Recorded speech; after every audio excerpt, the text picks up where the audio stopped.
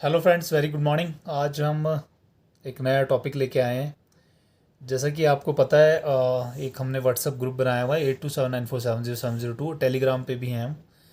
आप इस नंबर से अगर कोई मैसेज ड्रॉप करेंगे तो आपको JIBC के ग्रुप में ऐड कर दिया जाएगा।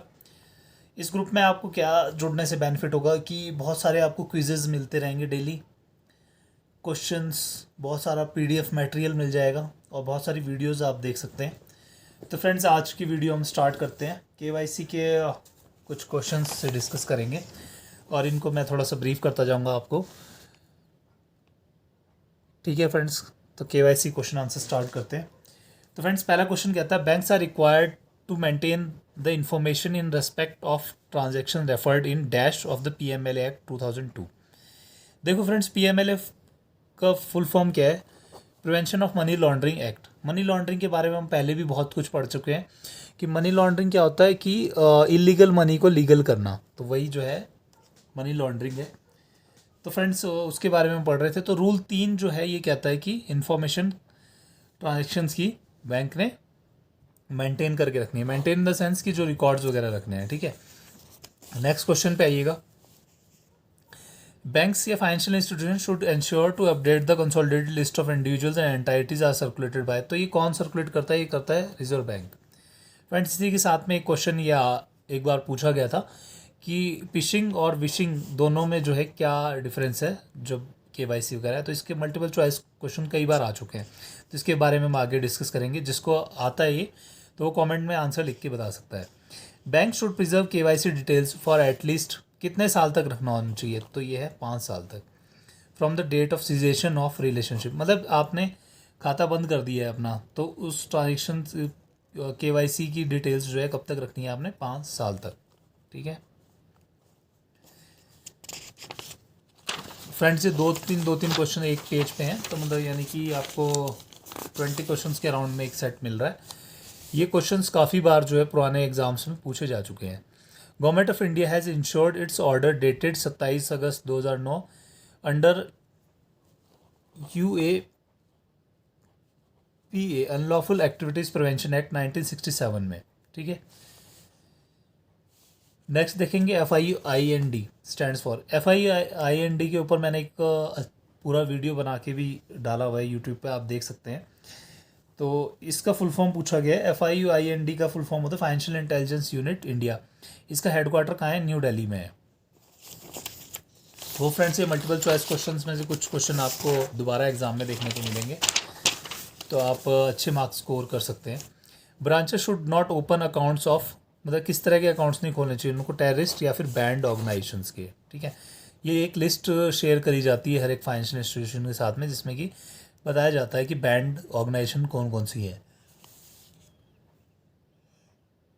तो UN security council has adopted resolution. कौन कौन से रिजोल्यूशन? 1988, 2011 एंड 1989, 2011। इनको रिजोल्यूशन को अडेप्ट किया है UN सिक्योरिटी काउंसिल ने। नेक्स्ट क्वेश्चन देखेंगे। SAR की फुल फॉर्म पूछ रहा है। जो KYC के चैप्टर इसमें ना बहुत सारे आपको फुल फॉर्म्स मिलेंगे। तो STR का फुल फॉर्म कई बार पूछते हैं, CTR का पूछते हैं, CWTR का पूछ लेते हैं, CBTR का पूछ लेते हैं। तो ये फ्रेंड्स हम आगे लेक्चर में डिस्कस कर लेंगे।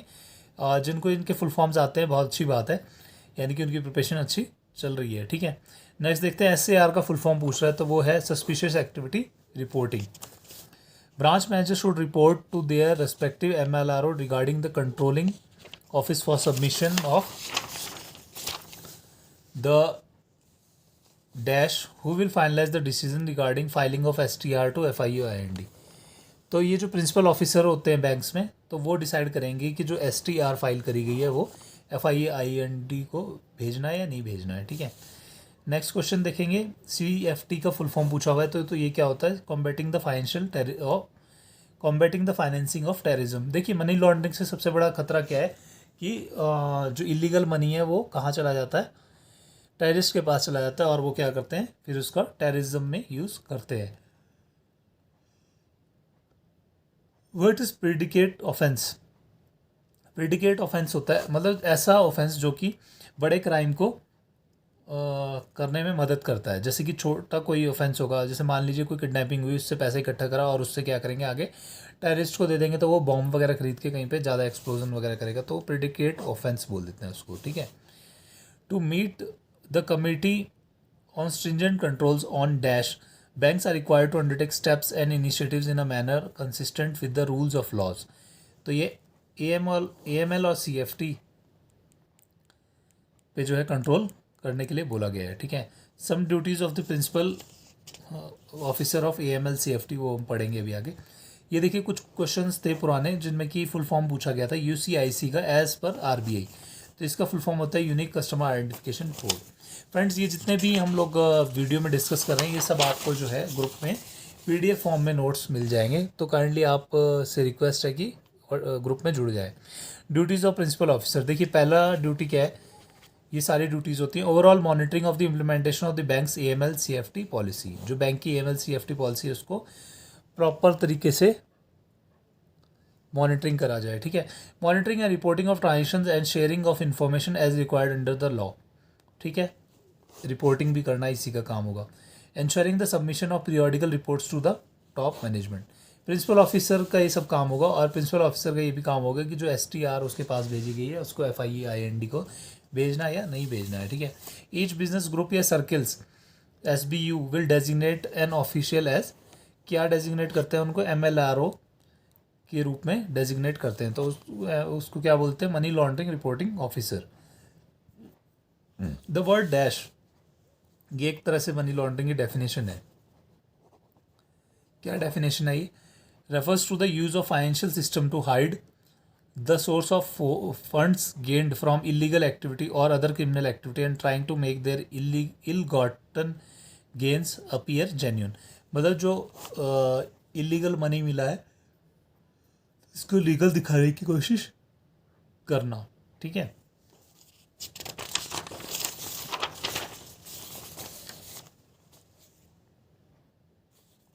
नेक्स्ट क्वेश्चन देखेंगे, FATF की फुल फॉर्म पूछी गई है। देखो फ्रेंड्स KYC वाले चैप्टर में फुल फॉर्म्स वाले क्वेश्चन 1 मार्क्स में बहुत आते हैं।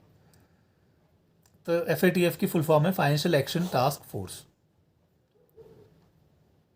For correspondent banking relationship and appropriate due diligence procedure will be laid down keeping in view dash existing in the country where the correspondent bank is located, मतलब आप correspondent banking वगैरह करते हैं तो जो आपने KYCs वगैरह लेने हैं तो वो उस बैंक की उस कंट्री के अकॉर्डिंग होंगे, ठीक है।